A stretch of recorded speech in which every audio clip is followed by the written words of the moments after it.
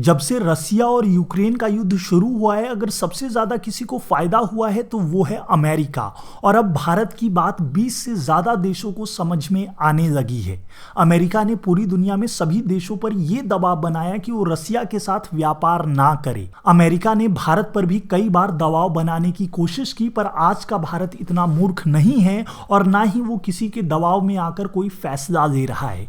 ये हम सब ने पिछले एक साल में देखा कि कैसे अमेरिका के इतने दबाव बनाने के बाद भी आज भारत और रूस के बीच व्यापार पहले से ज़्यादा अधिक हो रहा है।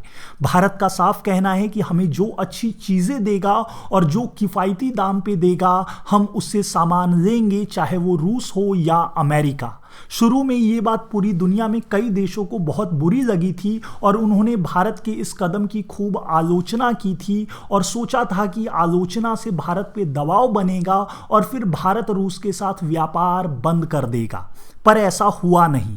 भारत अपनी बात पे टिका रहा और रूस के साथ व्यापार करता रहा। एस जयशंकर, भारत के विदेश मंत्री, ने हाल ही में ये कहा था कि हमारे लिए सबसे ऊपर हमारे देश के लोग हैं, तो चाहे कोई कितना भी दबाव बनाए, अगर हमारे देश के लोगों के लिए फ़ायदा है तो हम रूस से व्यापार ज़रूर करेंगे। अब वो सभी देश जो भारत की आलोचना कर रहे थे, उनमें से ज़्यादा को भारत की बात समझ आने लगी है कि भारत ने जो भी किया वो बिल्कुल सही किया और वैश्विक राजनीति से ऊपर भारत की सरकार ने अपने देश के लोगों को तवज्जो दी। हाल ही में अमेरिका और यूरोपियन यूनियन के कई देशों ने रूस से आने वाले तेल पे प्राइस कैप लगा दिया, जिससे रसिया का तेल महंगा हो गया। और ये अमेरिका ने ऐसा इस मोटिव से किया कि जब तेल महंगा होगा तब बाकी के देश खुद रसिया से व्यापार करना बंद कर देंगे।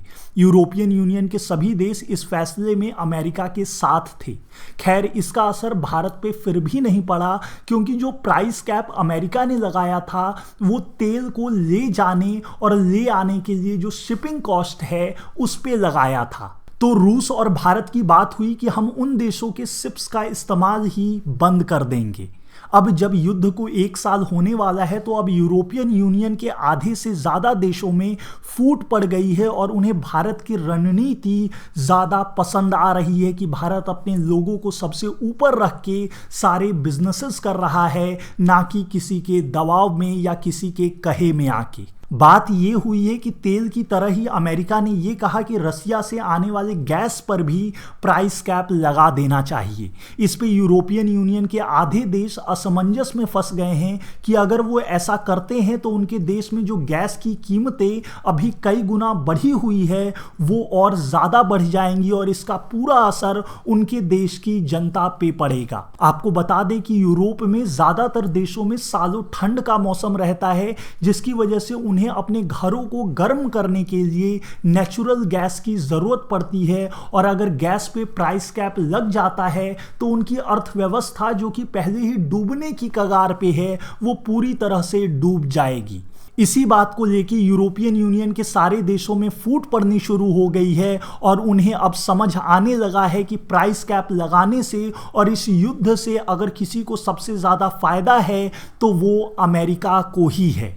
खैर, आप भारत की विदेश नीति के बारे में क्या कहना चाहते हैं?